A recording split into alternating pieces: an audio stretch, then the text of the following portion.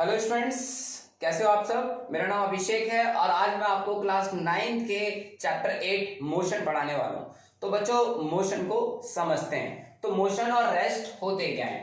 तो सबसे पहले ये जो वर्ड है मोशन, इसके बारे में जान लेते हैं। मोशन का मतलब होता है if an object change its position with respect to its surrounding with time, that is called motion। यदि कोई ऑब्जेक्ट अपने सराउंडिंग के रेस्पेक्ट में अपनी पोजीशन चेंज कर रहा है and that is called motion. तो पहले पॉइंट ए था और अब इस पे हमने फोर्स अप्लाई किया तो ये बॉडी कहां चली गई, बी पर चली गई। तो यहां पर क्या हो रहा है, पोजीशन चेंज हो रही है। तो जब भी किसी बॉडी की पोजीशन चेंज होती है with respect to surrounding and that is called motion. यानी जब भी कोई वस्तु में अपनी परिवर्तन करता है, वस्तु की स्थिति में जब भी परिवर्तन होता है तो हम वहां कहते हैं यहाँ पर मोशन हुआ है। क्या, what is the cause of motion. अब हम बात करते हैं कॉज ऑफ मोशन। मोशन क्यों होता है। मोशन होता है फोर्स की वजह से।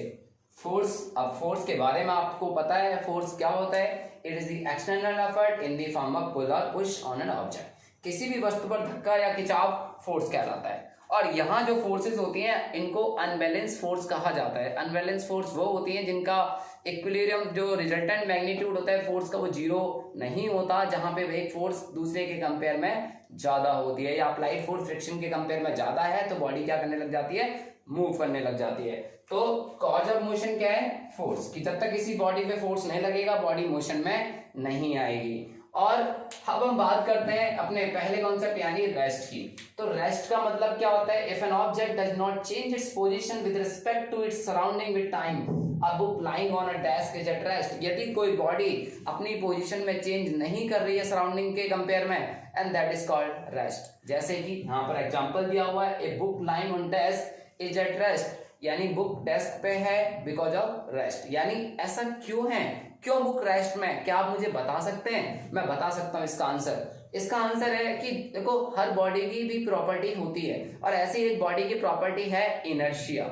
इनर्शिया का मतलब होता है कि यदि कोई बॉडी रेस्ट में है तो वो अपनी स्टेट को मेंटेन रखती है, और जो उसकी स्टेट को मेंटेन रखने में हेल्प करती है उस प्रॉपर्टी को ही इनर्शिया कहा जाता है। और इनर्शिया को ही न्यूटन का पहला नियम भी कहा जाता है। न्यूटन का पहला नियम ये बताता है कि यदि कोई बॉडी रेस्ट में है वो रेस्ट में रहेगी, यदि कोई बॉडी यूनिफॉर्म मोशन में है वो यूनिफॉर्म मोशन में रहेगी, जब तक उस पर कोई एक्सटर्नल फोर्स ना लगाई जाए। और यही लॉ ऑफ इनर्शिया भी कहता है। इनर्शिया मतलब tendency of a body to remain in its physical state and that is called inertia. तो कोई बॉडी रेस्ट में है दैट इज कॉल्ड इनर्शिया की वजह से।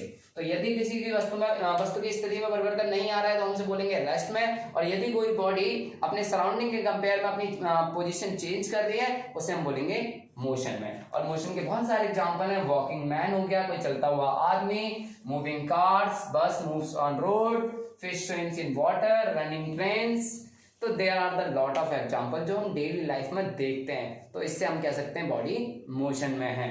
अब हम बात करते हैं एक छोटे से कॉन्सेप्ट की, motion is relative in nature. Motion is not absolute. Motion कभी भी एब्सोल्यूट नहीं होता है, वो रिलेटिव नेचर का होता है। मींस हम कॉन्सेप्ट देखते हैं, an object may be at rest with respect to one surrounding but may be in motion with respect to another surrounding. यानी हम ये कहना चाह रहे हैं कि कोई ऑब्जेक्ट एक सिचुएशन में रेस्ट में हो सकता है और हो सकता है वो दूसरी सिचुएशन में मोशन में हो। तो motion and rest are relative in nature.